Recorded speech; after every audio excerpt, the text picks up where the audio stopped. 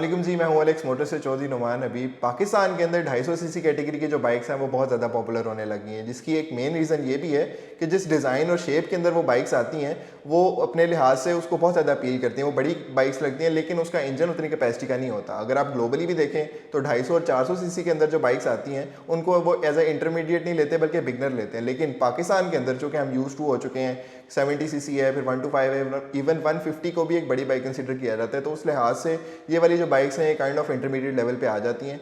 अगर आप बात करते चलें 250 सीसी के अंदर कौन कौन सी बाइक्स आती हैं, तो उसमें कुछ यूज भी आती हैं, इवन न्यू ब्रांडेड भी आ जाती हैं। अब बात करते चलें कि 250 सीसी के अंदर कौन कौन सी बाइक्स अवेलेबल है, आपके लिए कौन सी बेहतर है, उनके स्पेक्स वगैरह क्या हैं, आए उसकी बात करते हैं।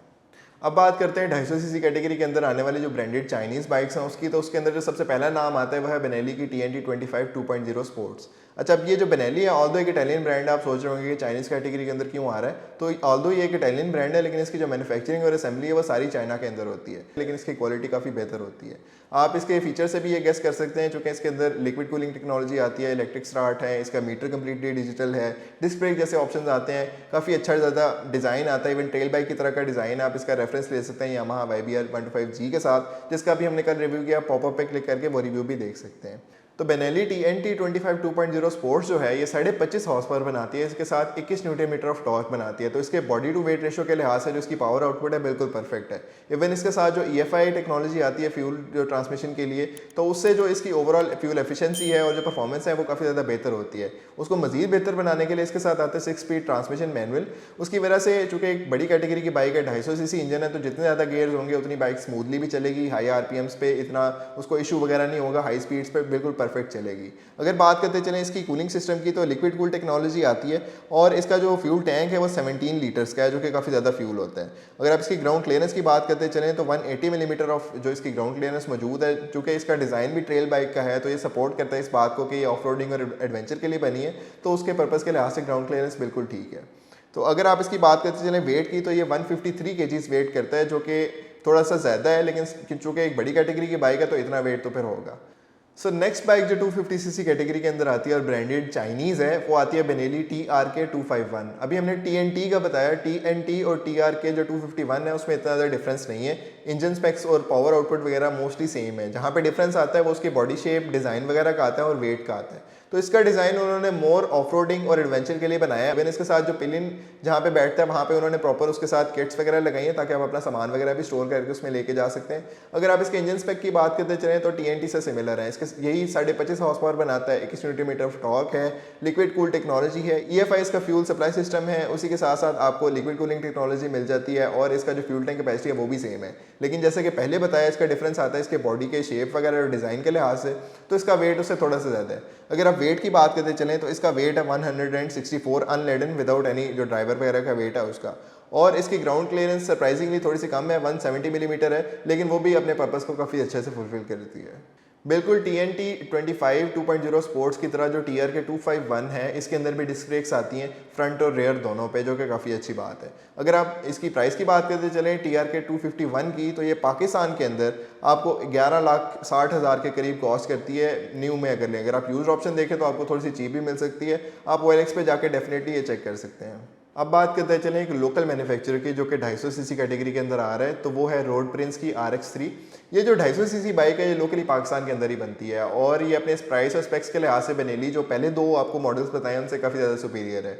अगर आप इसकी बात करते चलें कि इसकी जो रेफरेंस है वो आपको जोंगशन RX3 जो कि एक चाइनीज़ ही बाइक है, उससे काफ़ी ज़्यादा इसका डिज़ाइन और पावर वगैरह मिलती है। इवन कि अगर आप बेनेली से कंपेयर करें तो आपको लगता है कि उसका जो एक डिज़ाइन और शेप के एलिमेंट्स हैं वो यहाँ पे भी ओवरलैप हो रहे हैं। अगर आप रोड प्रिंस RX3 की स्पेक्स वगैरह की बात करते चलें तो इसकी जो पावर आउटपुट है वो बाकी बेनेली की बाइक से काफ़ी ज़्यादा है। ये बनाती है 24.5 हॉर्स पावर और 22.5 न्यूटन मीटर ऑफ टॉर्क, जो कि काफ़ी अच्छी है, लेकिन इसका वेट भी चूँकि ज़्यादा है, 175 kgs के वे करती है विदाउट एनी राइडर, तो इसकी ओवरऑल जो पावर टू वेट रेशो है वो बाकी बाइक्स के इक्वल ही हो जाती है। अगर आप बात करते चलें इसके ट्रांसमिशन की, तो ये भी 6 स्पीड है, बाकी बाइक्स की तरह ये भी EFI सिस्टम पर रिलाई करती है फ्यूल के लिए, और इसके अंदर भी लिक्विड कूल टेक्नोलॉजी का यूज़ किया गया ताकि इंजन को एफिशिएंटली कूल डाउन किया जाए। अगर आप बात करते चलें इसके ग्राउंड क्लियरेंस की, तो ये बाकी जो बेनेली की बाइक्स है उससे काफ़ी ज़्यादा है, 210 मिलीमीटर इसकी ग्राउंड क्लियरेंस है, जिसकी वजह से इसको टूर और ऑफ रोड एडवेंचर के लिए बेनेली से ज़्यादा पसंद किया जाता है। फाइनली अब बात आती है प्राइस की, तो ये पाकिस्तान के अंदर तकरीबन 9 लाख कॉस्ट करती है, जो कि बाकियों से स्टिल थोड़ी कॉस्ट एफिशिएंट है और एक अच्छी ऑप्शन है। एक और बाइक जो लोकल मैन्युफैक्चरिंग 250 सीसी कैटेगरी के अंदर आती है वो है सुपर पावर सुल्तान SP 250। ये बाइक प्रॉपर 250 नहीं है, 223 जो सीसी की बाइक है और इसकी पावर आउटपुट भी बाकियों से कम है, जिसकी मेन रीज़न ये तो है ही है कि इसकी इंजन डिस्प्लेसमेंट कम है, लेकिन इसके साथ ये उतनी फ्यूल एफिशिएंट नहीं है। उसकी रीज़न ये है कि EFI नहीं यूज़ कर रही फ्यूल जो सप्लाई सिस्टम है, उसकी बजाय कार्बोरेटर सादा जो आता है वो यूज़ कर रही है। इसकी वजह से इसकी पावर आउटपुट है थोड़ी सी ड्रॉप्ड है, लेकिन चूँकि इस बाइक का वेट ही बहुत कम है, इस बाइक का वेट 125 kg है, जो कि नियरली यामाहा YBR के वेट के इक्वल है, उससे 10 kg का फ़र्क है, और उसकी सीसी जो इंजन डिस्प्लेसमेंट है वो इससे 100 सीसी कम है। तो उस लिहाज से ये जस्टिफाई करती है अपने जो पावर टू वेट रेशियो उसको अच्छे से जस्टिफाई करती है। अगर आप बात करते चलें इसके अंदर जो फीचर्स आते हैं वो इतने ज़्यादा नहीं है, लोकली प्रोड्यूस हो रही है, इतने ज़्यादा फीचर्स वगैरह भी नहीं है, लेकिन पावर आउटपुट स्टिल ठीक है। एग्जैक्ट पावर फिगर्स की बात करते चलें तो ये बाइक जो लोकल मैन्युफैक्चर हो रही है ये 17.7 हॉर्स पावर प्रोड्यूस कर रही है, और इसके साथ ये 7.2 newton metre of torque produce कर रही है। इसके जो फ्यूल सिस्टम है उसका आपको पहले ही बताया, EFI नहीं यूज़ कर रही, कार्बोरेटर यूज़ कर रही है। इसके साथ जो लिक्विड कूल टेक्नोलॉजी है वो भी यूज़ नहीं कर रही है, एयर कूल और ऑयल पे रिलाई करती है अपने इंजन को कूल डाउन करने के लिए। ट्रांसमिशन इसके अंदर स्टिल 6 स्पीड का ही यूज़ किया गया बाकी बाइक्स की तरह। इसकी ग्राउंड क्लियरेंस भी बाकी बेनेली की बाइक्स की तरह 180 मिलीमीटर की है, और इसका जो फ्यूल टैंक है वो थोड़ा सा रिजर्व है, उसके अंदर से स्टिल 12 लीटर की स्पेस है।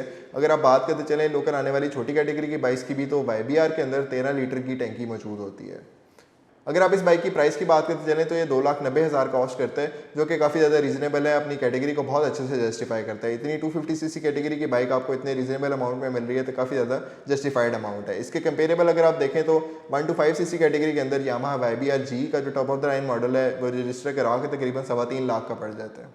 अब बात करते हैं चलें CF मोटो की बाइक्स की। तो CF मोटो की बेसिकली 2 बाइक्स आती हैं। पहले जिस बाइक की बात करते हैं वो है NK 250। ये CF मोटो की जो 2 बाइक्स अभी जिनका डिस्कस करने लगे हैं, ये 2 बाइक सो फार 250 सीसी कैटेगरी के अंदर जितनी भी बाइक्स हमने डिस्कस की हैं उनके अंदर सबसे ज़्यादा एफिशिएंट है, सबसे ज़्यादा पावरफुल हैं और सबसे ज़्यादा फीचर्स के साथ आती हैं। CF मोटो इवन अगर आप इसको कंपेयर करें तो बेनेली से काफ़ी ज़्यादा ऊपर ली की बाइक है, बहुत कम लोगों को इसका पता है, लेकिन इस बाइक के जो इंजन्स हैं और जो ओवरऑल बिल्ड क्वालिटी है वो बहुत ज़्यादा एक्सीलेंट है। अगर आप बात करते चलें इस प्रॉपर बाइक की NK 250 की, तो ये again liquid cool technology use कर रहा है, डॉक इंजन है। डॉक इंजन हमेशा सॉक इंजन से बहुत ज़्यादा अपर हैंड मिलता है, वो इस तरह के इसके अंदर डुअल कैम शाफ्ट्स होती हैं, तो इसके अंदर जो इनिशियल पिक वगैरह होती है वो बहुत ज़्यादा होती है as compare to the single overhead camshaft. तो ये थोड़ी टेक्निकल डिटेल होगी, लेकिन अगर आप इसके ऑन पेपर स्पेक्स की भी बात करते चलें तो वो इस बात को अच्छे से प्रूव करते हैं। इसके अंदर आता है आपको तकरीबन पावर आउटपुट की बात करते चलें तो 26 हॉर्स पावर प्रोड्यूस करती है, उसके साथ 22 newton metre of torque produce करती है, जो कि बाकी इस फील्ड के आने वाली बाइक्स में काफ़ी ज़्यादा है। इसके अंदर आप फ्यूल सिस्टम की बात करते चलें तो अगेन EFI है। इंजन की जो क्वालिटी है और इंजन की जो इन्होंने टेक्नोलॉजी यूज़ की है वो यूरो 5 है, उसकी वजह से आप अगेन एक काफ़ी ज़्यादा एफिशिएंट बाइक बन जाती है। अगर आप इसकी कूलिंग की बात करते चलें तो लिक्विड कूल्ड बाइक है और इसके जो फ्यूल टैंक कैपेसिटी है वो 12.5 लीटर्स है, थोड़ी सी कम है, लेकिन आप इतना कॉम्प्रोमाइज़ कर सकते हैं अगर आपको इतनी अच्छी बाइक मिल रही है। अगर आप इसके वेट की बात करते चलें तो वो 151 kg है। इसका जो पावर आउटपुट है और जो वेट रेशो है उसके लिहाज से ये जो एक मिक्सचर बनता है पावर टू वेट रेशो का, उसको काफ़ी ज़्यादा जस्टिफाई किया जाता है। बहुत आइडियल है एक्सेलरेशन में भी, ब्रेकिंग में भी, इवन डिस्क ब्रेक्स का जो यूज़ है उसके लिहाज से काफ़ी ज़्यादा प्रेफर की जाती है। अगर आप बात करते चलें इसकी डिस्क ब्रेक की, तो ये फ्रंट और रेयर दोनों पे डिस्क है। फ्रंट जो इसकी ब्रेक है वो 4 पिस्टन जो कैलिबर है वो यूज़ किया गया, जिसकी वजह से स्टॉपिंग बहुत ज़्यादा एफिशिएंट है। और अगर आप रेयर ब्रेक की बात करते चलें तो वो सिंगल पिस्टन सिंगल प्लेट जो डिस्क ब्रेक है, लेकिन वो भी काफ़ी ज़्यादा एफिशिएंट है। ओवरऑल ये बाइक जो है वो काफ़ी प्रीमियम और काफ़ी ज़्यादा सुपीरियर है। एक और बाइक जो CF मोटो की तरफ से आपको देखने को मिलेगी वो है 250 CLX। अच्छा, ये जो बाइक है ये अगेन ये एक 700 CLX जो इससे सुपीरियर काफ़ी ज़्यादा 700 सीसी की बाइक आती है उससे बहुत ज़्यादा इंस्पायर्ड है। यही वजह है कि इसके अंदर जो फीचर्स हैं वो भी सबसे ज़्यादा सुपीरियर हैं, और सो फार जितनी भी बाइक्स डिस्कस की हैं किसी के अंदर भी ABS नहीं आता। इस बाइक के अंदर ABS ब्रेक्स की फैसिलिटी भी मौजूद है। उसी के साथ साथ इस बाइक की जो हॉर्स पावर है वो भी अभी तक जितनी भी बाइक्स डिस्कस की हैं सबसे ज़्यादा है। अगर आप बात करते चलें इस बाइक के फीचर्स की तो रफली इसके अंदर 2 टोन जो डिज़ाइन है वो आ रहा है। इसकी सीट बहुत एक स्लिम सी और बहुत ज़्यादा स्टाइलिश है। इसके अगर कलर की बात करते चलें तो इसके फ्यूल टैंक के अंदर और डिफरेंट बॉडी कंपोनेंट्स पर 2 टोन कलर का यूज़ किया गया। अगर आप इस बाइक के स्पेक्स की बात करते चलें तो ये तकरीबन 27.5 जो हॉर्स पावर है वो प्रोड्यूस करती है, उसके साथ ये तकरीबन 22 newton metre of torque produce करती है, जो कि काफ़ी ज़्यादा डिसेंट है। अगर इस बाइक के वेट की बात करते चलें तो 155 kg ये वे करती है, जो कि बड़ा आइडियल है इसके पावर आउटपुट के लिहाज से। ओवरऑल इसके अंदर फ्रंट पे भी डिस्क है, रेयर पे भी डिस्क है, उसके साथ ABS की फैसिलिटी भी मौजूद है, electric start, liquid cooling technology, EFI system, हर फीचर इस बाइक के अंदर मौजूद है, एक कंप्लीट पैकेज है। अगर आप बात करते चलें नॉन ब्रांडेड चाइनीज़ ये जो रेप्लिकास आते हैं उनकी, तो आपने डेफिनेटली सुना होगा Kawasaki Ninja 250cc, Yamaha R1 250cc, ये बेसिकली रेप्लिकास होते हैं। तो डजेंट मैटर कि आप यामाहा ले रहे हैं या कावासाकी ले रहे हैं, ये बाइक्स बेसिकली एक सेम इंजन यूज़ करती हैं, जोंगशन का इंजन यूज़ करती हैं ये लोग, वो मेनली 250cc का ही होता है सबके अंदर, और इनकी परफॉर्मेंस वगैरह सिमिलर होती है, सिर्फ इनके डिज़ाइन वगैरह का, बिल्ड क्वालिटी का और थोड़े बहुत फीचर्स का डिफरेंस होता है। तो अगर आप इन जो रेप्लिकास लेने का सोच रहे हैं तो ये आपको पाकिस्तान के अंदर 3 से लेके 5 साढ़े 5 लाख तक कॉस्ट करते हैं। डिपेंड करता है कि आप कौन सा वाला किस स्टाइल के अंदर ले रहे हैं, कौन सा वाला मॉडल ले रहे हैं। इंजन और परफॉर्मेंस बेसिकली सबकी सेम होती है, इवन कि इनके जो बेसिक फीचर्स हैं जैसे स्पीडोमीटर है और बाकी डिफरेंट फीचर्स हैं वो भी सारे सेम ही होते हैं, सिर्फ डिज़ाइन वगैरह का फ़र्क होता है। आपकी अपनी चॉइस है कि आप ज़रा सुपीरियर ब्रांडेड चाइनीज़ लेना चाह रहे हैं, या अगर आपको स्पोर्ट्स बाइक वाले लोग पसंद है तो आप डेफिनेटली रेप्लिकास भी ले सकते हैं। OLX पे काफ़ी ज़्यादा रेप्लिकास लिस्टेड भी हैं, अगर आपने वो देखना है तो पॉपअप पे हम उसका लिंक दे देंगे, आप क्लिक करके देख सकते हैं। अगर आप यूज बाइक लेने के अंदर इंटरेस्टेड हैं तो आपके पास बिग 4 की बहुत ज़्यादा ऑप्शंस मौजूद हैं OLX पे। बिग 4 गाड़ियों की बात नहीं करें, बाइक्स की बात कर रहे हैं, बिल्कुल गाड़ियों की तरह बाइक्स के अंदर भी बिग 4 है, और ये चारों के चारों JDM मैन्युफैक्चरर हैं, जिसके अंदर होंडा, यामाहा, सुजुकी और कावासाकी की बाइक शामिल हैं। सबसे पहले सुजुकी वोल्टी शामिल है, और वो वोल्टी जिसको नॉर्मली TU 250 और TU 250X के नाम से याद किया जाता है। अगर आप बात कर चल रहे हैं TU 250X की, तो ये 2004 के अंदर लॉन्च की गई थी। ये बाइक थोड़ी रेवोल्यूशनरी इस सेंस में थी कि इससे पहले जो आने वाली TU 250 थी उसके अंदर कार्बोरेटर सिस्टम यूज़ किया गया था, काफ़ी ज़्यादा बेसिक्स थी, ऑप्शंस का वगैरह का फ़र्क था। लेकिन ये जब TU 250X आई 2004 के अंदर, इसका डिज़ाइन बड़ा नेकेड सा और स्ट्रीट के लिहाज से रखा गया था। इसके साथ इसके अंदर EFI सिस्टम भी था, जिसको इससे काफ़ी ज़्यादा पजीराई मिली, इसके डिज़ाइन को काफ़ी ज़्यादा पसंद किया गया। इवन आज भी ये एक आइकॉन है और लेजेंड है, और लोग इसको काफ़ी ज़्यादा पसंद भी करते हैं। नेक्स्ट आप जो आपके पास बाइक मौजूद है यूज ऑप्शन में, वो है सुजुकी GN 250। अच्छा, ये बाइक काफ़ी पुरानी है और इस टाइम बहुत रेयरली मिलती है। इस बाइक की बात करते चलें तो ये एक सिंगल सिलेंडर 4 स्ट्रोक इंजन है, उसके साथ जो इसका डिज़ाइन वगैरह है वो अभी भी लोगों में काफ़ी ज़्यादा पसंद किया जाता है। ओल्ड स्टाइल या ओल्ड स्कूल आप इसको कह सकते हैं डेफिनेटली, लेकिन उसके साथ जो क्लासिकल टच था इस बाइक की बॉडी के लिहाज से और इसके डिज़ाइन के लिहाज से, वो आज भी लोगों के दिलों में घर करता है। अगली जो आपके पास 250cc के अंदर यूज के अंदर एक लेजेंडरी बाइक मौजूद है, वो है कावासाकी निंजा 250। ये 90s में अगर आप जाएं तो इसके अंदर आता था इनलाइन 4 सिलेंडर इंजन। तो डेफिनेटली बेशक 250cc कैटेगरी की बाइक है, लेकिन इसके अंदर जो 4 सिलेंडर्स का यूज़ था वो भी इनलाइन, उसकी वजह से जो इसकी साउंड थी वो अभी भी लोगों को बहुत ज़्यादा पसंद है। इवन अगर आप इसको हाई रेफ करें तो इसका साउंड डेफिनेटली बाकी बाइक से बहुत ज़्यादा मुख्तलिफ है। आप याद रखें कि आप इनलाइन चलाएं या V जो सिस्टम है सिलेंडर उसको यूज़ करें, लेकिन दोनों कैलिब्रेशंस के अंदर आपको जो उसकी फील है वो बिल्कुल डिफरेंट होती है। अगर आप कोई बाइक चलाएं, आप उसका शौक से चलाते हो तो डेफिनेटली आप एक डिफरेंस फील कर सकते हैं, और इसी शौक की वजह से अभी भी बहुत से लोग इसको प्रेफर करते हैं और ढूंढते भी रहते हैं। OLX पे अक्सर इसकी लिस्टिंग्स लगती रहती हैं, तो वो भी देख सकते हैं। नेक्स्ट होंडा की तरफ से 250cc कैटेगरी के अंदर जो बाइक है वो है Honda CBR 250 mini fire blade.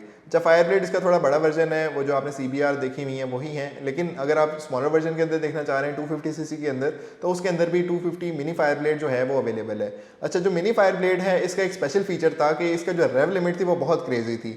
20,000 RPM पे जाकर इसका लिमिट हिट होता है, लेकिन उससे पहले आप उसको 19 साढ़े 19 जो RPM है उस पर तक रेव कर सकते हैं, और उस पर बहुत क्रेजी लाउड साउंड प्रोड्यूस करती है। ये उतनी तेज़ ये है नहीं जितनी इसकी साउंड जो फील कराती है, और इसकी वजह से लोग इसको बहुत ज़्यादा पसंद भी करते हैं। नेक्स्ट एक सुजुकी की तरफ से बड़ी फेमस बाइक है, सुजुकी बैंडिट जिसको कहा जाता है। ये भी एक 250cc कैटेगरी की बाइक है, लेकिन इसकी जो पावर आउटपुट है वो बहुत क्रेजी है। 45 हॉर्स पावर प्रोड्यूस करती है, और ये इनिशियल में आने वाले जो नेकेड बाइक के डिज़ाइन थी ये उनमें से एक थी, और इसको अभी भी बहुत ज़्यादा पसंद किया जाता है, बहुत ज़्यादा मशहूर भी है। जिन लोगों को शौक है बाइक्स रखने का तो उन्होंने डेफिनेटली इस बाइक को जानते होंगे या रखी तो लाजमी होगी। लास्ट जो हमारे पास बाइक मौजूद है वो होंडा की तरफ से है, होंडा VT 250। ये जो बाइक है जैसा कि नाम से जाहिर है कि VT मतलब इसके अंदर जो V ट्विन अरेंजमेंट के अंदर पिस्टन प्लेस थे इंजन के अंदर, 2 ही सिलेंडर इसके इंजन में मौजूद थे, लेकिन वो V की तरह थे। जैसे अगर आपने गाड़ियों में सुना हो तो मार्क X जो V6 के अंदर आती है या V8 9 क्रूजर है, तो अगर आप जैसे पहले जो इनलाइन था कावासाकी निंजा के अंदर, बिल्कुल वैसे ही इसके अंदर V अलाइनमेंट है इनके बेसिकली सिलेंडर्स की। तो अगर आपने इनको कभी नहीं चलाया V सीरीज़ के या इनलाइन जो सिलेंडर्स हैं अरेंजमेंट उनको कभी नहीं चलाया, तो आप एक्सपीरियंस नहीं कर सकते कि इनकी ड्राइव कितनी मजे की है। यही रीज़न है कि जो बाइक जैसे डुकाटी पहने के लिए V4 आती है, या इसकी तरह अगर आप गाड़ियों में बात करते हैं तो V6 जो मार्क X के साथ में रियल व्हील ड्राइव है, तो उनकी फील एक बहुत ज़्यादा डिफरेंस होती है। तो अगर आप इस बाइक की स्पेसिफिकली बात करते चलें तो ये आज भी एक आइकन कंसीडर की जाती है, स्पेशली अपनी जो एक फील है और आवाज़ है उसकी वजह से। ये तो थी वो तमाम तर बाइक जो 250cc कैटेगरी के अंदर आती है। हमने आपको न्यू बाइक्स भी बताई, यूज्ड बाइक भी बताई, उनकी प्राइस, स्पेक्स, फीचर्स सारा कुछ बताया। अगर आपको स्टिल कोई बात अनक्लियर है तो आप कमेंट के अंदर हमें लाजमी पूछिए, और इसके साथ साथ हमें तमाम सोशल मीडिया हैंडल्स पर लाइक करें, सब्सक्राइब करें, कॉमेंट करें, और साथ ही साथ बेल आइकन को भी क्लिक करें ताकि आगे आने वाली वीडियोज़ आप तक पहले पहुँच सकें। मिलते हैं अगली वीडियो में। अल्लाह हाफिज़।